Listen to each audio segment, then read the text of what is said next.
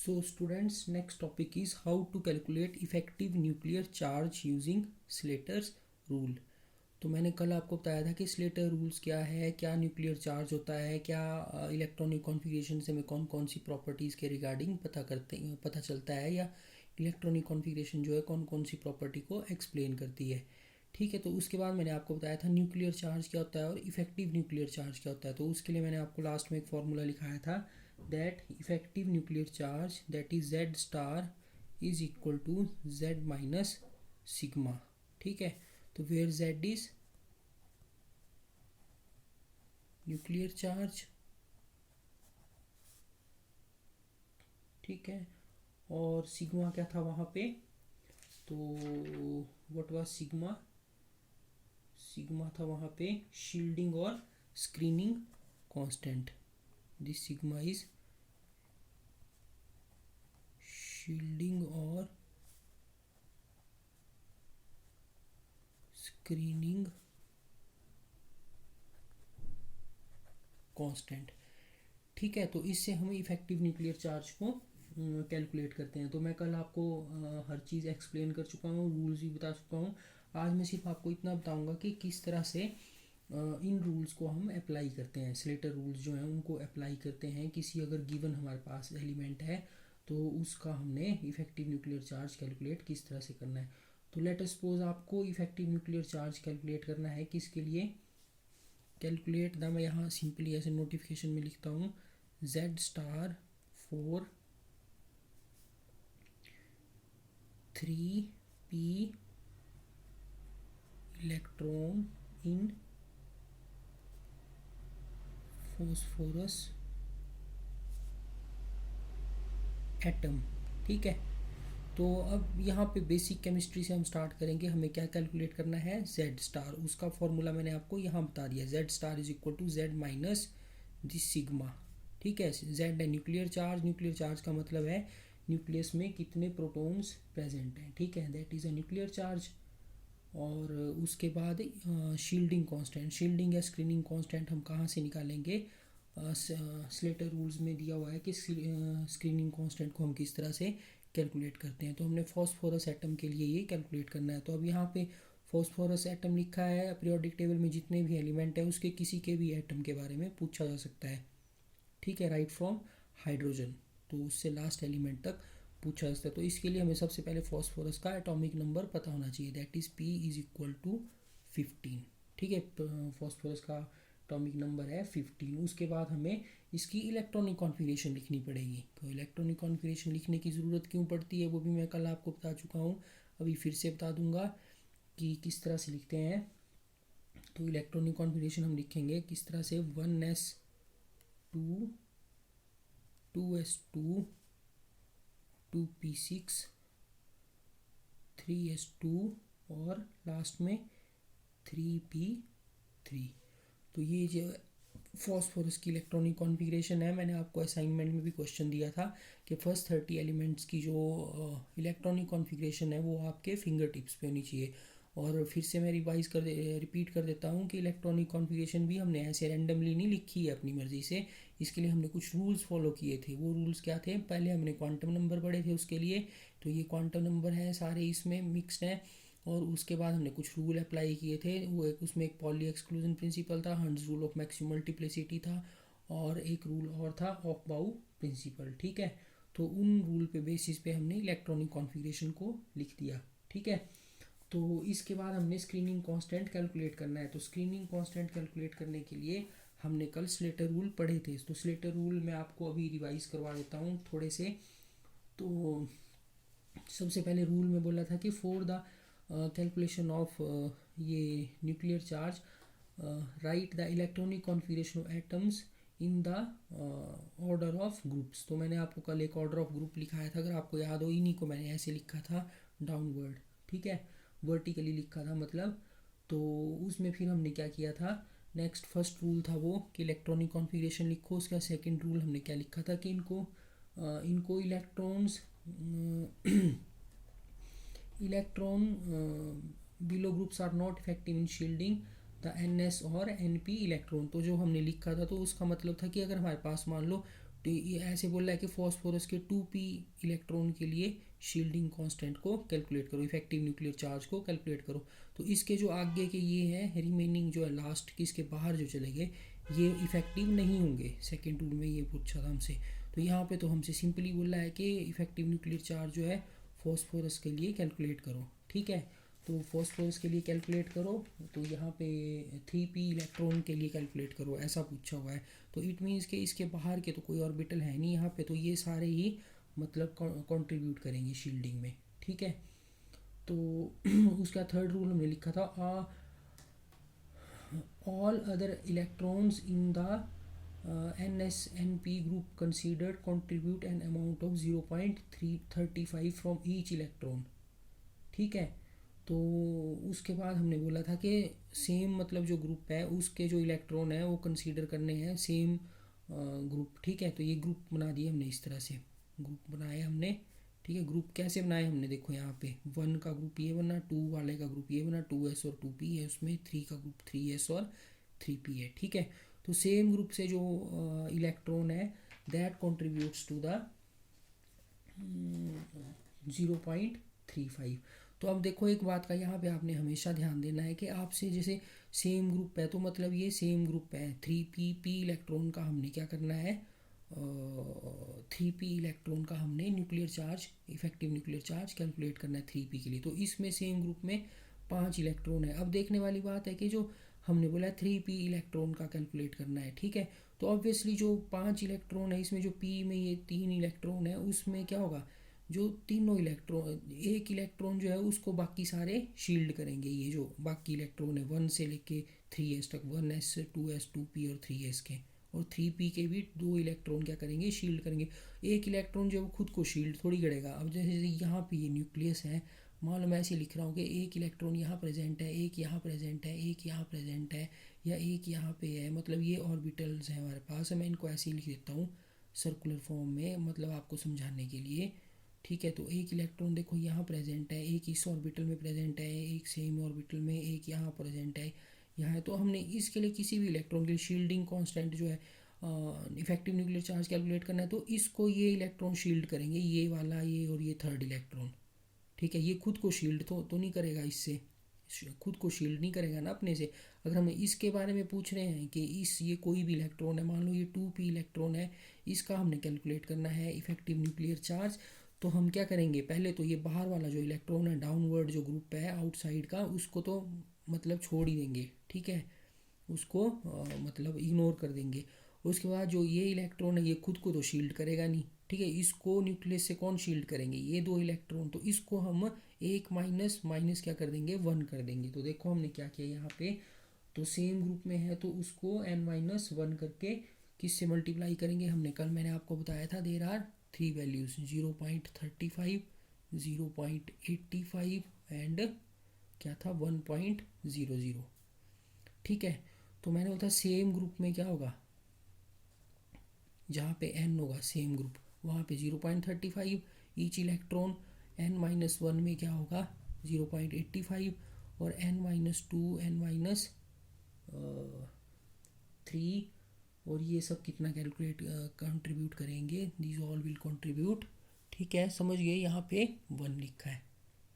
ठीक है, तो यहाँ पे अब देखो यहाँ पे हमने क्या किया, तो सेम ग्रुप कौन सा हुआ, ये हुआ सेम ग्रुप। ठीक है, क्योंकि इसका पूछा है ना हमें 3p इलेक्ट्रॉन का पूछा है, देखो तो सेम ग्रुप हो गया ये। ठीक है, तो यहाँ पे क्या हो गया, मैंने आपको बोला कि सारे इलेक्ट्रॉन -1 सेम ग्रुप में।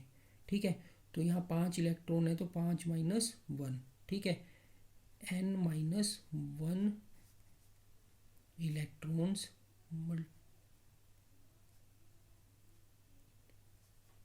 Multiplied by 0.35। ठीक है, n-1 इलेक्ट्रॉन, इसमें कंफ्यूज नहीं होना आपने, ये n और ये सेम, ये पर एक इलेक्ट्रॉन हमने यहाँ पे माइनस कर दिया।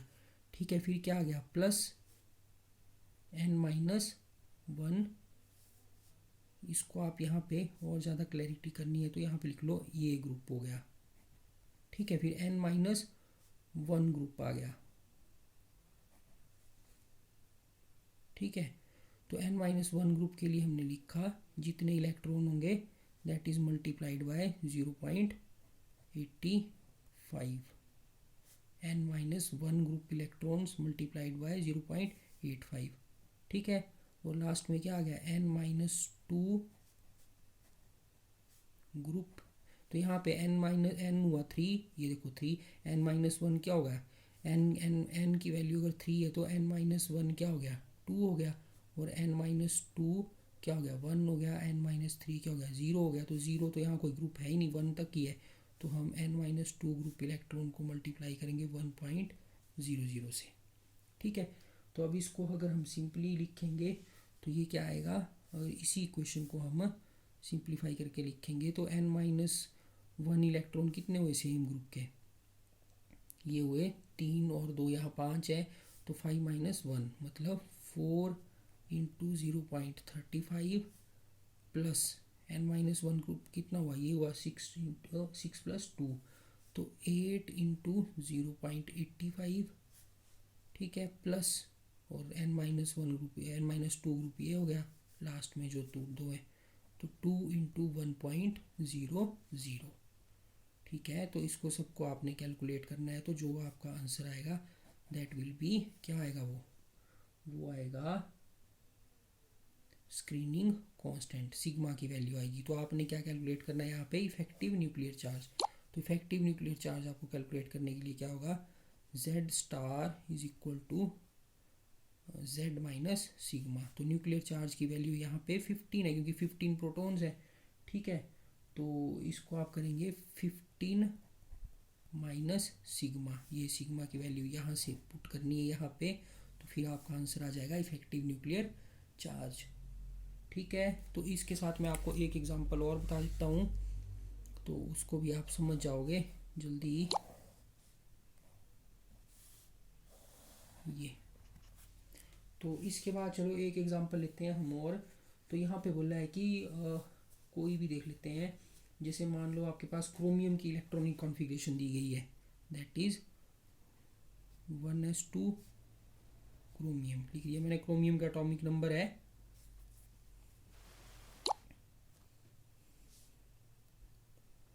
तो क्रोमियम की यहाँ पे आपको बोल रहा है कि क्रोमियम का इफेक्टिव न्यूक्लियर चार्ज कैलकुलेट करो। तो क्रोमियम का सबसे पहले एटॉमिक नंबर पता होना चाहिए, दैट इज़ 24।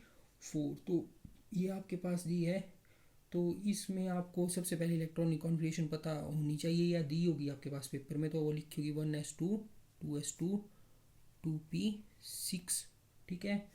फिर क्या आ गया 3s2, फिर क्या आ गया 3p6, फिर आ गया क्या आएगा 3d5 4s1। तो आपको पता है ये एक्सेप्शनल इलेक्ट्रॉनिक कॉन्फ़िगरेशन है, मैंने आपको क्वेश्चन भी दिया था, ये आपको पता होना चाहिए। अब इन्होंने पूछा है कि मान लो आपसे, जैसे पूछा है इन्होंने क्वेश्चन की 3d ऑर्बिटल में कोई इलेक्ट्रॉन है, ठीक है, एंड और इलेक्ट्रॉन किसमें है 4s ऑर्बिटल में है, ठीक है। तो इसके लिए इन्होंने बोला है क्या कैलकुलेट करना है हमने, effective nuclear charge, that is Z star, ठीक है। तो इसको स्प्लिट कर लो, पहले हम किसके लिए कैलकुलेट करेंगे, 3D के लिए कर लेंगे या 4s के लिए कर लेंगे, जो आपको कन्वीनियंट लगे, ठीक है। तो चलो 4s के लिए करते हैं पहले, ठीक है। 4s के लिए हमने कैलकुलेट करना, तो हमें ये ग्रुप बनाने पड़ेंगे पहले फिर से, ठीक है। तो यहाँ लिख दिया मैंने 1s2 2s2 2p6 3s2 3p6 3d5 and 4s1।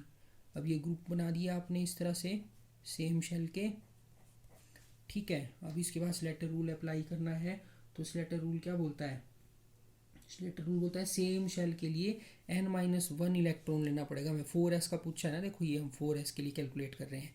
तो सेम शेल में एक इलेक्ट्रॉन, मैंने आपको यहाँ बताया था कि ये डायग्राम बना के यहाँ पे कि एक इलेक्ट्रॉन मतलब जो भी इलेक्ट्रॉन है तो वो अपने को शील्ड तो करेगा नहीं, उसको बाकी इलेक्ट्रॉन शील्ड करेंगे, ठीक है। जैसे आप और आपके बीच में ब्लैक बोर्ड है, तो ब्लैक बोर्ड को देखने में आपको, अगर आप ब्लैक बोर्ड को देख रहे हैं ऐसे, यहाँ पे मान लो ब्लैक बोर्ड है और इस तरह से आप बैठे हैं, कुछ और बच्चे बैठे हैं, यहाँ पे मान लो आप बैठे हुए, तो ये दो बच्चे रोक रहे हैं आपको ब्लैक बोर्ड देखने से, आप खुद को थोड़ी रोक रहे हो, ठीक है। तो वही बात यहाँ शील्डिंग की है, तो ये इलेक्ट्रॉन जो है शील्डिंग में कोई कंट्रीब्यूट नहीं कर रहा है, जिस इलेक्ट्रॉन के बारे में पूछा है, ये बाकी इलेक्ट्रॉन कंट्रीब्यूट कर रहे हैं, इसको शील्ड कर रहे हैं, ठीक है। तो इसकी वैल्यू क्या होगी, यहाँ पे एक इलेक्ट्रॉन है, तो मैंने आपको अभी ऊपर एग्जांपल में भी बताया था कि उसकी वैल्यू क्या हो जाती है, -1 हो जाती है, तो वो हो गया 0, ठीक है।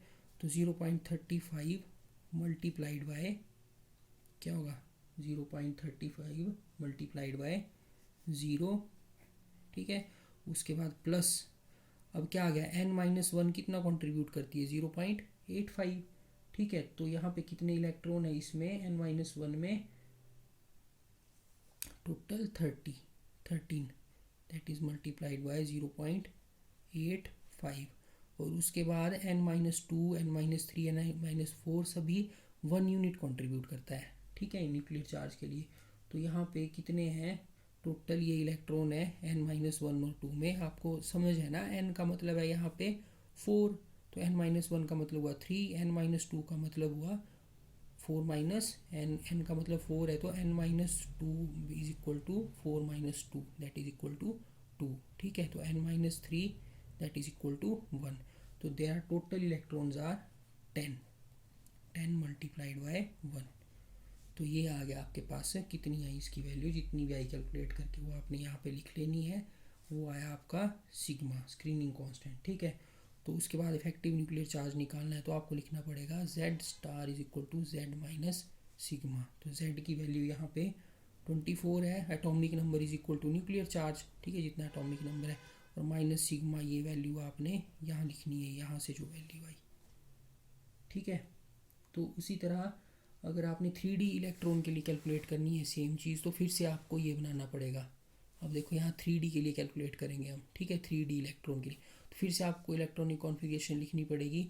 अब आपको पहला रूल याद आएगा कि ग्रुप में लिखा, दूसरा रूल क्या था, जो ग्रुप के बाहर के इलेक्ट्रॉन है या डाउनवर्ड इलेक्ट्रॉन है उनको हमने इग्नोर करना है, मतलब 4s1 electron will not contribute anything, ठीक है। तो ये हो गया, इसको हम इग्नोर कर देंगे।